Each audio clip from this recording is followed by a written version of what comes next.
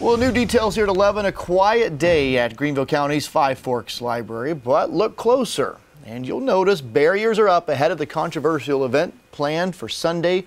Organizers, deputies, and protesters are all getting ready for Drag Queen Story Hour, and you can see deputies out there today talking about their plan. Now, there's been a lot of debate over this event all over social media.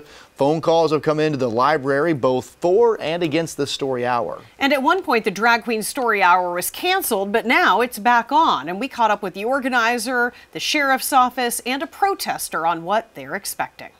It's been open for less than a year, but the Five Forks Branch Library is now in the spotlight ahead of this weekend's Drag Queen Story Hour. I hope that as many kids are possible able to come and read, and we really can change some of these kids' lives. Riley Hunty is the organizer of the event. Riley tells us it follows a model that's been used in other cities and is coming to Greenville County for the first time to raise awareness and open minds. I think it's important to hold because there's people who are from all walks of life.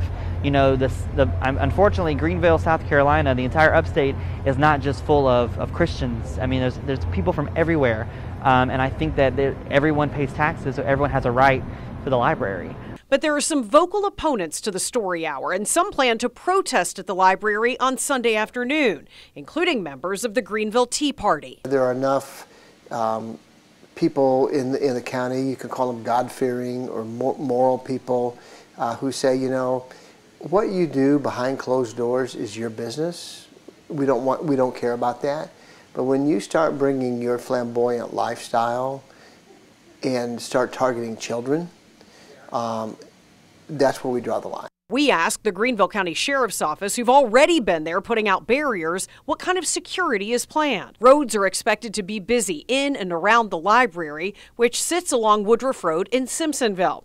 Lieutenant Ryan Flood says no bags will be allowed on the property, parking will be limited, and demonstrators will be kept in one area. I mean, you know, that's our duty and obligation, is to ensure the safety and security, protection of life and property for the citizens of Greenville County. If there's an event that is taking place that our presence is necessitated, like in this case, then we'll absolutely be there, and that's the case here. Again, you know, we want to make sure that this event is peaceful for all parties involved. But organizers say the Story Hour will go on, protests or not. I think that we need to have this event to teach education and inclusion, to teach that people are different, that people have different ways of expressing their art. This is an art. What I do is I'm a canvas and I'm painting on it.